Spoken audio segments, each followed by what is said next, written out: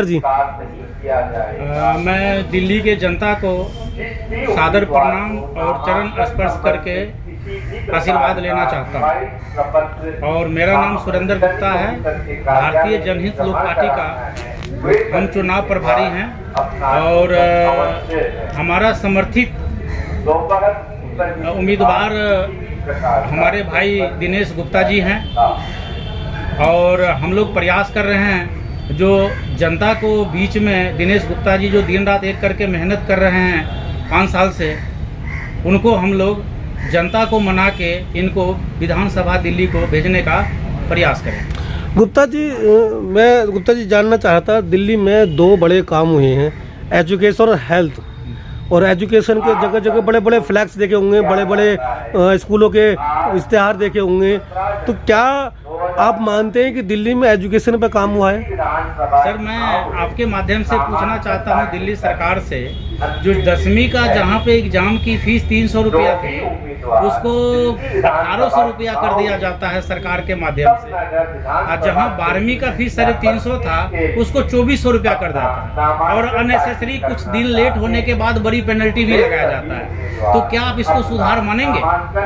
जो guest teacher को इन्होंने परमानेंट अस्थायी बनाने का प्लान किए थे और वादा किए थे, क्या ऐसा हुआ है? जनता पूछना चाह रही है। और कुछ गेस्ट टीचर रखना चाह रहे थे, बगैर टीचर का सर ज्ञान हम लोग को लगता है जो नहीं मिलता है। अगर जब तक मान लीजिए पूरी रूप से टीचर के जो रिक्वायरमेंट है अगर दिल्ली सरकार वो पूरा नहीं करेगी तो बच्चे हमारे एजुकेशन कैसे लेंगे? सिर्फ बात करने से, साफ सफाई करने से सर बच्चा नहीं पढ़ेंगे हमारे, दिखावा करने से। मैं दिल्ली के सरकार से पूछना चाहता हूं, उन्होंने किस क्षेत्र में कितनी टीचर दे रखे हैं और इतना फीस बढ़ाने के आखिर उनको क्या जरूरत पड़ गया? आप पहले पार्टी के नेता हैं जो भारतीय लोकहित पार्टी के, जिन्होंने एजुकेशन पर सवाल उठा रहे हैं। अभी तक विरोध में कांग्रेस पार्टी थी, बीजेपी थी और कई और दल, आम आदमी पार्टी के एंटी जो हैं दिल्ली की सियासत में, वो कभी इस मुद्दे पर नहीं उठाते। उनके बड़े बड़े स्कूलों को देख के, उनके बड़े वोटिंग प्रचार को देख के सोचते हैं कि वाकई दिल्ली में काम हो रहा, और आप एक सवाल कर रहे हैं कि एजुकेशन पर काम नहीं हुआ। जी सर, बिल्कुल सवाल कर रहा हूँ, और ये सवाल मेरा नहीं है, दिल्ली का जनता का। जब मैं दिनेश भाई के साथ इनके उत्तम नगर विधानसभा में मैंने घूमा और प्रवास किया तो जनता का यही आवाज़ आया जो सर दिल्ली का सरकार हमसे वादा सिर्फ करती है लेकिन मेरे लिए कुछ भी नहीं करती है। अच्छा, एक और सवाल था कि दिल्ली में आप कई दिन से रह रहे होंगे क्योंकि आप चुनाव प्रचार प्रभारी हैं, तो जो पोल्यूशन को लेकर राजनीतिक पार्टियां शोर मचा रही हैं, तो क्या वाकई दिल्ली में आपको कोई पोल्यूशन लगा? सर, दिल्ली में इतनी पोल्यूशन है ये सबको पता है सर, आपको नहीं पता है? जनता को नहीं पता है? सरकार आज 10 साल से वादा कर रही है कि जब दिल्ली में हम सरकार बन के आएंगे तो हम पूरा साफ सफाई करा देंगे, हम पर्यावरण पे काम करेंगे। लेकिन क्या पर्यावरण लगी है और कितनी लगी है? तो क्या सरकार लिखित रूप में जवाब देगी? और क्या लिखित रूप में सरकार जनता को बताएगी? और क्या बताना नहीं चाहिए सरकार को? सिर्फ वादा करना चाहिए वोट के टाइम पे और सिर्फ ये कहना चाहिए मुझे 5 साल दे दीजिए, हम आपको काम करके देंगे। मैं पूछना चाहता हूँ आपके माध्यम से, जो पर्यावरण पे इन्होंने क्या काम किए और कहाँ काम किए, किस क्षेत्र में किए, ये तो इसका जवाब इनको जनता को देना चाहिए। नहीं तो 2025 में जनता इनको जवाब देने जा रही है। सिर्फ किसी ने प्रदर्शन नहीं किया, लगता है कि दिल्ली का पोल्यूशन ठीक है? बिल्कुल नहीं है सर, और मुझे लगता है सब सरकार को ये मुद्दा उठाना चाहिए, क्योंकि जनता के साथ वादा नहीं, सिर्फ करने से काम नहीं होगा, सिर्फ हमें काम करके भी देना होगा। हर बार हम वादा करके जाते हैं और काम कुछ भी नहीं करते हैं, और जनता इस बात से समझ रही है। और मुझे लग रहा है जो पार्टी जनता के भरोसे पे खड़ा होगा, इस बार जनता उसी सरकार को चुनेगी। अरविंद केजरीवाल साहब ने राशन कार्ड की बात की थी, हाँ 45 दिन में राशन कार्ड बनेगा और नहीं बनेगा तो सजा होगी, जुर्माना होगा।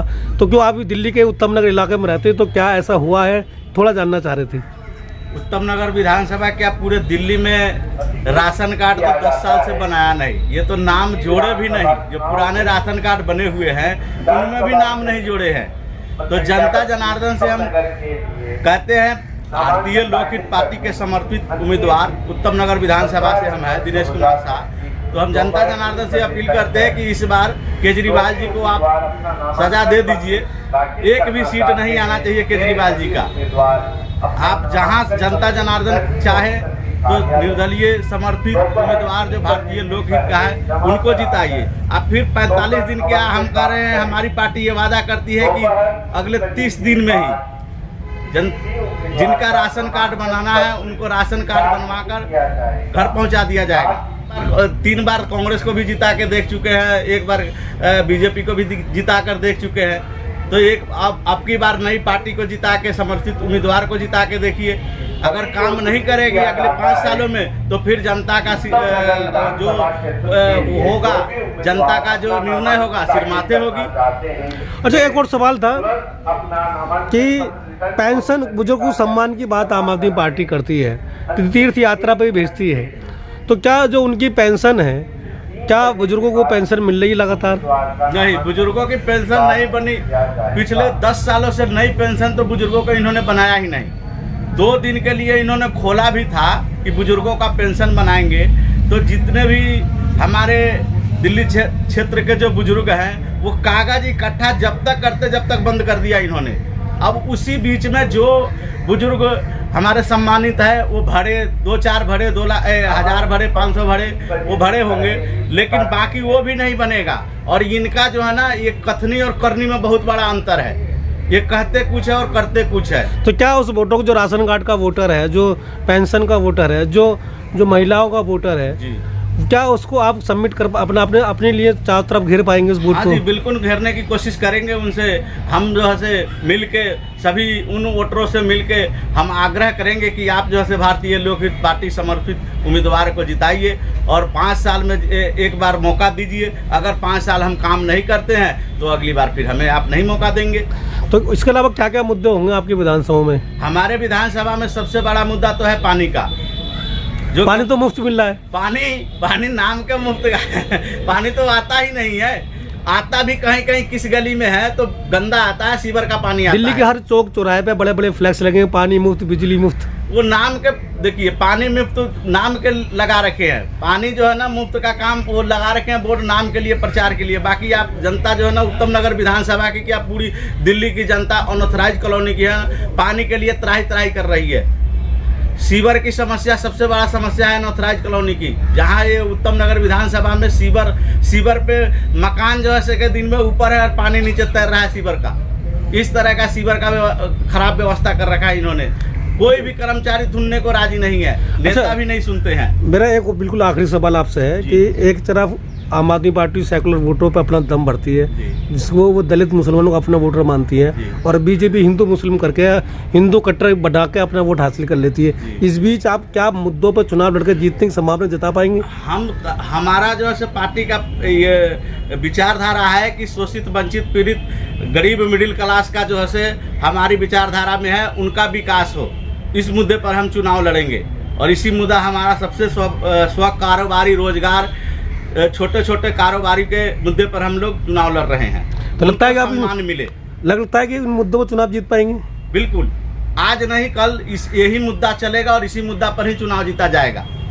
Thank you. मेरे पार्टी का जो मुद्दा है या मेरे पार्टी की जो विचारधारा है वो है कि जैसे यहाँ बड़ी बड़ी पार्टियां लड़ रही हैं चुनाव, हमारे पास जितने निर्दलीय उम्मीदवार हैं 70 सीट पर, हम सभी को जो हमसे समर्थन लेना चाह रहे हैं सबको देने को हम तत्पर हैं। और हम इस बार इस मुद्दे पर आ रहे हैं कि जितने निर्दलीय उम्मीदवार हैं वही जीते और उनमें से ही चीफ मिनिस्टर बने और सब कुछ बन करके दिल्ली की सेवा करें। अरे आप कांग्रेस जीतना तो कोई बड़ी बात नहीं है, मगर कुछ मुद्दे ऐसे होने चाहिए जिनसे जनता आपको वोट दे। जनता आपको वोट क्यों देगी? क्योंकि मुद्दे ऐसे होने चाहिए जिनसे वोट दे। बहुत अच्छा आपने प्रश्न किया है। मेरा ये कहना है, हमारी पार्टी का ये सिद्धांत है कि सबसे पहले, जैसे हमारे पार्टी के जो राष्ट्रीय अध्यक्ष हैं वो प्रख्यात पर्यावरणविद हैं और बहुत बड़े चिंतक हैं, आध्यात्मिक गुरु हैं।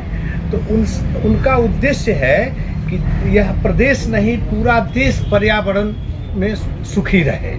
आज दिल्ली की हवा, दिल्ली का जल, पीने का पानी यहाँ प्रदूषित है, तो सबसे पहले पीने का पानी मिले जनता को साफ, हवा स्वच्छ हो, यमुना मैया स्वच्छ हो, इसके लिए हम पहला काम करेंगे। यदि हमारी सरकार बनती है, जो निर्दलीय को हम समर्थन दे रहे हैं, तो हमारी पार्टी, हमसे समर्थित उम्मीदवार जीतते हैं। निर्दलीयों को जो आप समर्थन दिए किस तरीके देंगे? निर्दलीयों को आपसे आगे मिलना पड़ेगा या आप उनके?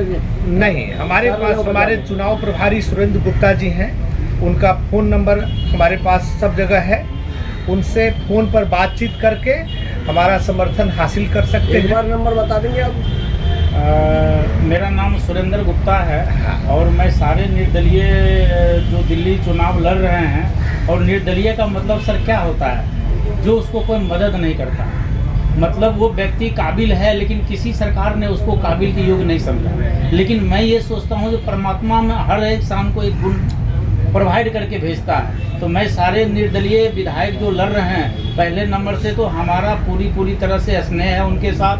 अगर हमारे बुजुर्ग हैं तो मैं उनको चरण छू के स्पर्श करता हूं, और छोटा भाई है तो मैं उनको आशीर्वाद देता हूं, जो आप परमात्मा आप में शक्ति दे और आप हिम्मत करके चुनाव जीत रहे हैं। दूसरा विषय यह है सर, जो मैं उनको पूरी तरह से भारतीय लोकहित पार्टी के तरफ से मैं उनको समर्थित कर रहा हूं, और मेरा मोबाइल नंबर है 7082850000। तो ये मेरा मोबाइल नंबर है। आप हमें फ़ोन नहीं भी करेंगे, किसी माध्यम से भी करवा देंगे, तब भी हम समर्पित है। एक मैसेज भी आ जाएगा तब भी, ताकि मुझे पता लग जाए कि मेरा भाई कहाँ पे चुनाव लड़ रहा है और हमारी क्या चीज़ की मदद की जरूरत है। हम वहाँ पे सर आके आपकी मदद करेंगे। तो ये निर्दलीय को करेंगे या छोटे छोटे दल है उनके भी समर्थन है? मैं छोटा दल की जो भी हमसे समर्पित लेना चाहेंगे, और जो अच्छे उम्मीदवार होंगे, जो पर्यावरण और शुद्ध पानी हवा की बात करेंगे और जातिवाद की बात नहीं करेंगे, ऐसे व्यक्ति को हम समर्थन देंगे। आपने जातिवाद की बात कही, जिस तरीके से जैसे जनता के अंदर शोर मचा हुआ कि बीजेपी धर्म पर राजनीति करती है, तो आप जीतने के बाद आप भी धर्म की बात करेंगे? मेरे हिसाब से सर, जब इंसान मनुष्य के जीवन जीता है ना सर, तो उस टाइम कोई धर्म नहीं होती है। वो एक ही जन्म लेता है, और जन्म लेने के बाद उनको ये नहीं पता होता है जो हम कौन सी धर्म में पैदा हुए हैं, और जीना बड़ा होने के बाद उसको धर्म के ज्ञान दिलाने वाला भी हम ही लोग हैं। तो मैं प्रार्थना करूंगा युवा साथियों से, बुजुर्ग मतलब जो है सो गार्जियन से, जो धर्म की बातें छोड़ के हम लोग राह की बातें करेंगे, विकास की बातें करेंगे, एजुकेशन की बातें करेंगे। तो हमारी पार्टी एजुकेशन और राह और विकास की बात करेगी। हम लोग को धर्म की बात ना समझ में आता है, ना हमारी पार्टी जानती है।